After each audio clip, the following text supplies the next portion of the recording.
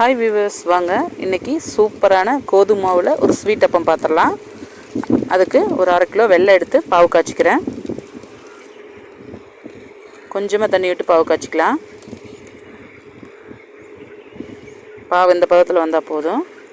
மிக்சியில் ஒரு 2 வாழைப்பழம், 1/4 கிலோ கோதுமை மாவு, 2 ஏலக்காய், கொஞ்சம் லைட்டாக உப்பு, பாவு ஆறுனதுக்கப்புறம் எடுத்து அதுலேயே வடித்து வேணுங்கிற அளவு தண்ணி ஊற்றி மிக்சியில் அடிச்சுக்கலாம். கையிலையும் கரைச்சிக்கலாம், மிக்சியில் அடிச்சுக்கலாம். தேங்காய் கொஞ்சம் பொடி பொடியாக அரிஞ்சு நெய்யில் வணக்கி உள்ளே போட்டிருக்கேன். மாவு பாருங்க இந்த பதத்தில் இருந்தால் போதும். கொஞ்சம் சோடா உப்பு கடைசியில் போட்டிருக்கேன். நல்லா பொஃப்னு வரும். இதை நீங்கள் எண்ணெயிலே பொரித்து எடுத்துக்கலாம், இல்லை பனியாரக்கல் இருந்தால் பனியாரக்கல்லையும் ஊற்றி எடுத்துக்கலாம். அவ்வளோதான், சூப்பரான ஸ்வீட் அப்போ ரெடி ஆயிடுச்சு. இது ஸ்நாக்ஸாக வச்சுக்கிட்டு நீங்கள் 1 மாதத்துக்கு வேணாலும் வச்சுக்கலாம், கெடவே கிடாது. ரொம்ப நல்லாயிருக்கும். நெய் ஊற்றி செஞ்சிங்கன்னா இன்னும் டேஸ்ட்டாக இருக்கும். நெய்யில் உரிச்சு எடுத்திங்கன்னா இன்னுமே நல்லாயிருக்கும். அவ்வளோதான், சூப்பரான ஸ்வீட் அப்போ ரெடி. இந்த சேனல் பிடிச்சிருந்தா லைக் பண்ணுங்கள், ஷேர் பண்ணுங்கள், சப்ஸ்கிரைப் பண்ணுங்கள். Thank you friends.